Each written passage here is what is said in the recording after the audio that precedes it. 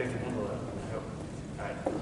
Hello, everyone. I'm Rob from ZenCash. We have a cool booth directly right outside here. So if you see or hear anything that you like, please join us out there. We have a pretty friendly group. So we, for those who have been following the crypto news in the last few weeks, you've probably seen or heard about a 51% attack, which is like the worst thing that could happen to a public blockchain project. Happened to us actually 2 weeks ago. So that was nice. It was a nice little surprise coming back home at like 12:30 in the morning, and being called by one of our dads, telling us what's going on, and having to spin up the team at early hours Sunday morning, working throughout the entire night.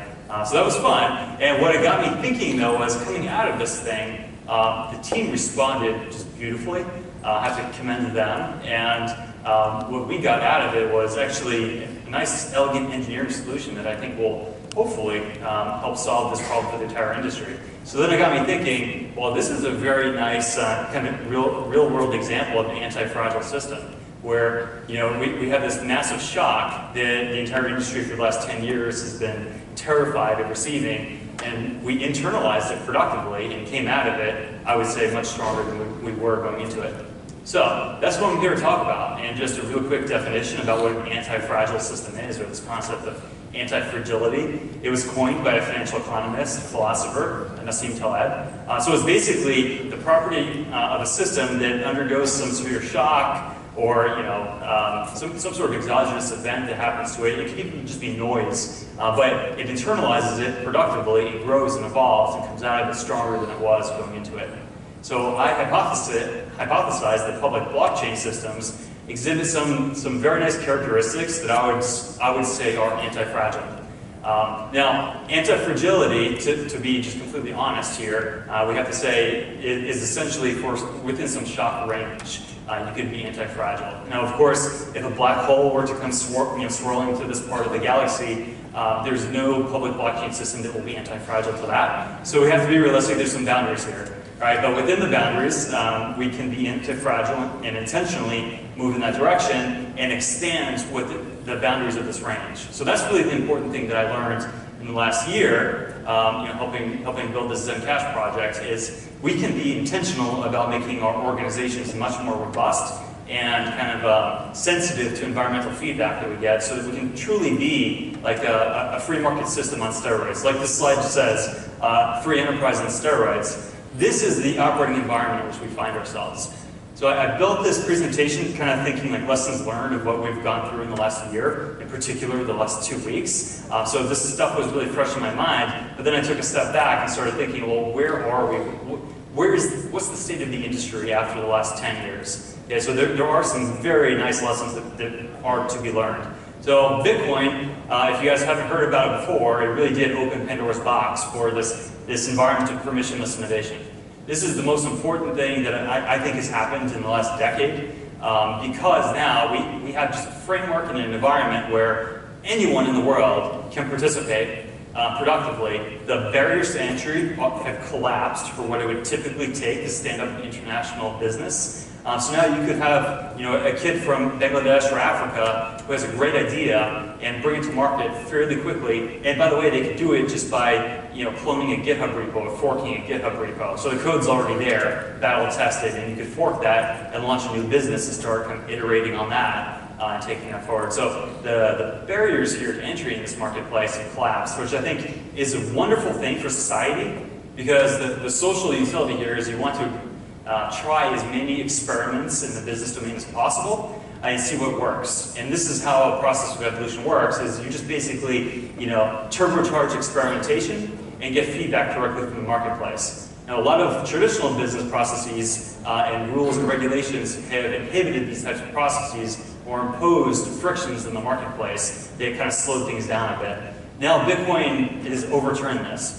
But I'm talking now from the perspective of an entrepreneur in the industry. As an entrepreneur, oftentimes it's better for you. Your utility is maximized by throwing up some frictions that keep the competitors at bay. Right? We don't have that now as entrepreneurs, and now we're competing in an open source world where we essentially develop some technologies and we give it to the world, and then think, well, okay, that's interesting. Well, how do I get investment for the next technology innovation? If I'm going to tell an investor, yeah, give me $1 million, do some side chaining work, and by the way, as soon as I'm done, I'm going to give it away to the world. This is a unique period in business history where now we have to think about how to operate efficiently in this type of environment.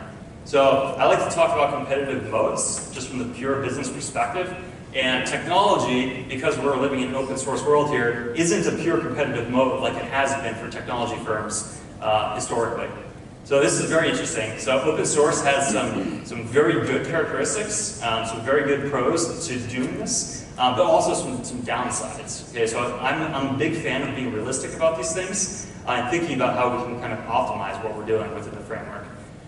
So the other thing that you'll notice in this post-ICO world, or world in which now we have ICOs, is that the ability to raise funds almost anywhere in the world has become much easier. And the scope, magnitude of funds that you can raise has skyrocketed from where it was 10 years ago. So 10 years ago, you had a great idea. You would have to actually put it together first, demonstrate it, acquire some early customers, and then go and look for a seed round of capital to improve your product and expand into the marketplace. Now you can start with a white paper and try to crowdsource this to people all over the world and get 10 times 100x what you would have previously, all at once. So it's a really weird environment, and some could argue, I would say quite credibly, that maybe it's too easy now to raise capital and the frictions have gone too low. But I do believe that the marketplace will sort of normalize, and we're learning. Like, humans have survived this long on the planet. We're not really idiots in the long run, I hope.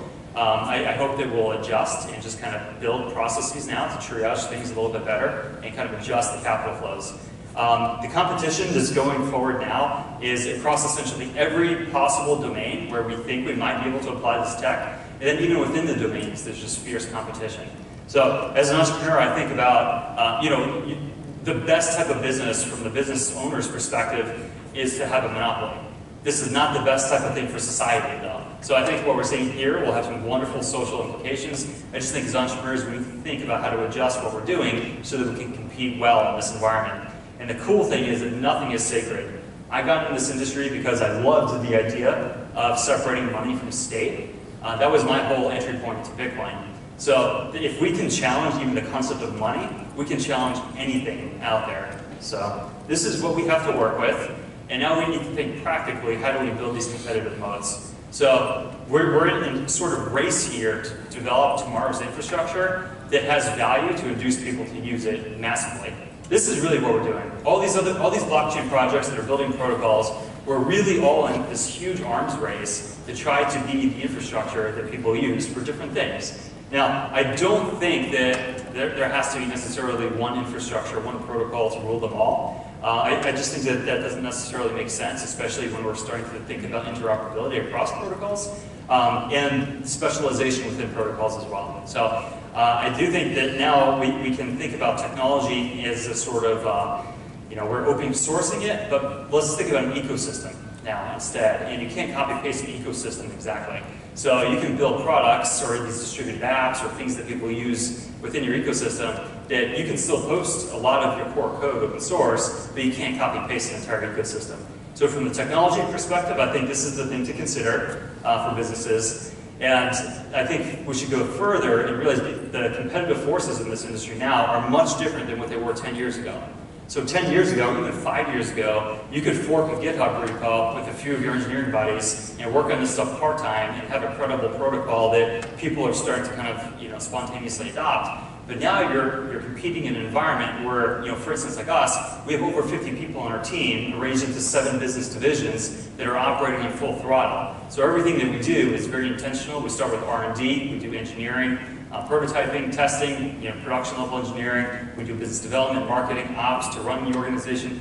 All this full stack business stuff that now, if you're not doing it and all you're doing is forking a repo, you're really missing out. How are you you're not even really thinking about products, a go-to-market strategy, and thinking about building an ecosystem. So the competitive landscape is just, gone kind of crazy.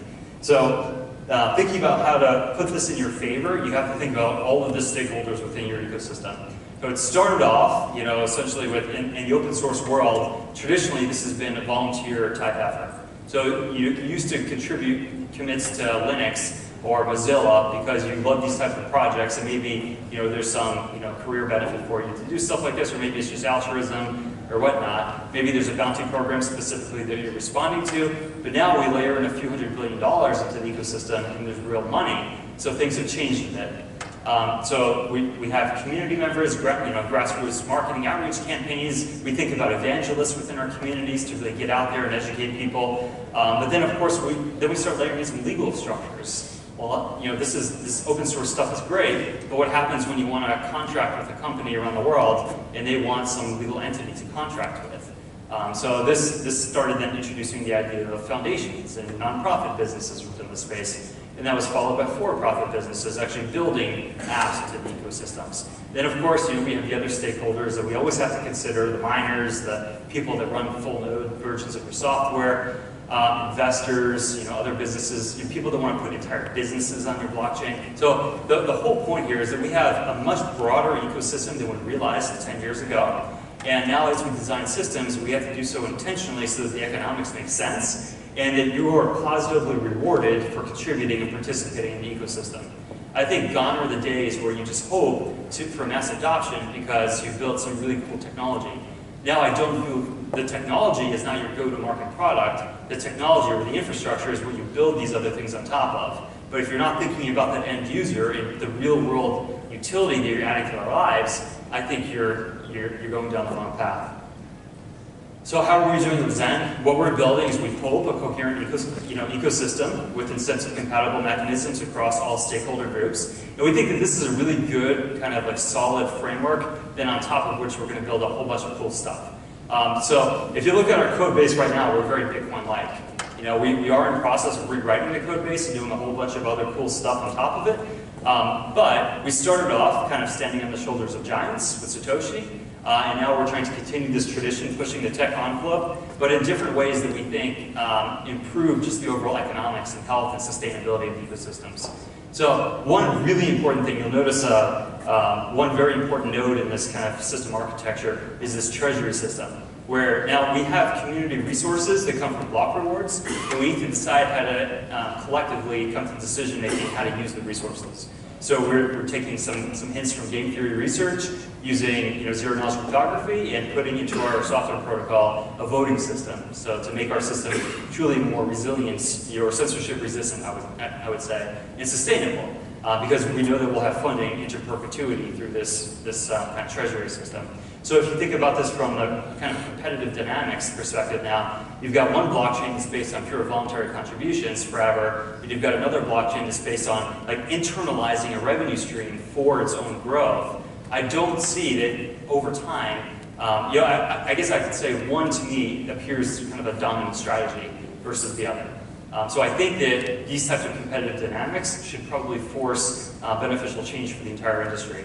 Other things that we noticed is we want to come up with a really cool, technologically sound and robust and massively scalable ecosystem with, cool things like directed acyclic graph, enhancements to our protocol so that we have massive transaction throughput, side chains so that we can do smart contracting in a safe and secure way, is sort of containerized, not necessarily on the main chain. So there's a lot of cool stuff that we're considering here, but the framework that we're trying to build is one that's fully incentive compatible for all of the stakeholders, very robust, and that can actually positively internalize exogenous shocks.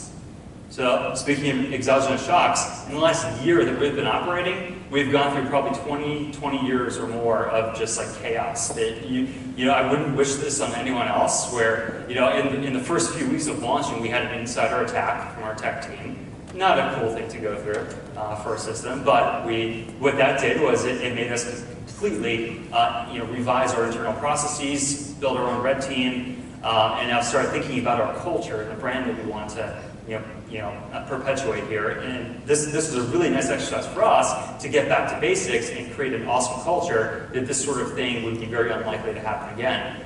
all of the entrepreneurs in this industry are dealing with massive market volatility. So when the markets are skyrocketing up, that volatility is kind of cool. But then if you think about this, well, now you know that other projects are scaling rapidly and they're hiring people, their resources have exploded, so you kind of have to respond, right, competitively. So you scale up your own team, followed 2 months later by a massive, 80% crash in the market, and your budget happens to be based on, your coin value. So these are the types of dynamics that we've gone through. I think 3 massive fluctuations on our price, while still trying to maintain stability for the members of our team. Because any good leader will make sure that you're kind of, insulating your team from these types of crazy, crazy volatility. We've had, actually this is a good problem, some big network congestion. Actually, a few weeks ago when we listed on Binance, we had a flood of people taking money off of other exchanges, to then put it on Binance. And if you know how exchanges typically, batch transactions with lots of small UTXOs into, larger transactions, this actually has some computational sluggishness when you do this and you flood a network with lots of many input transactions. What it did for us was a week later, we have a nice new experimental protocol that does, computational caching to improve what, has been kind of valid for Bitcoin for the last 10 years. So things like that are really nice examples of, we have some stressor and it induces us to do some change that makes our entire system more resilient. Then the 51% attack, of course, that I mentioned originally, this was probably one of the potentially most devastating things that could happen to a blockchain project. We took this as chaos that we turned into opportunity by now, we hope, leading the way for protocol improvement to the longest chain rule, which in the blockchain world has been sort of sacrosanct for the last 10 years.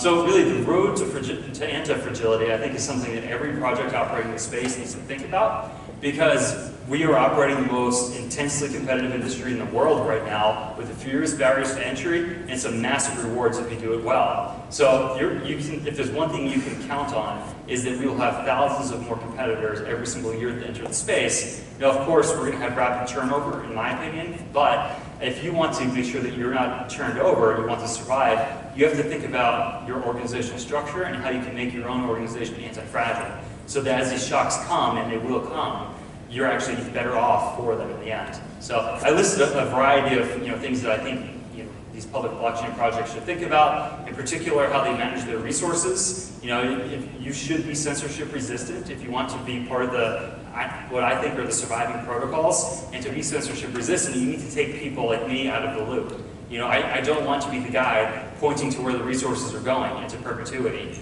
I think we need to write ourselves out of jobs with our code, if we do it right, and make sure that these systems are actually enduring, and take our egos out of the loop, and make sure that these projects have nothing to do with us, and more to do with the improvements to society that we want.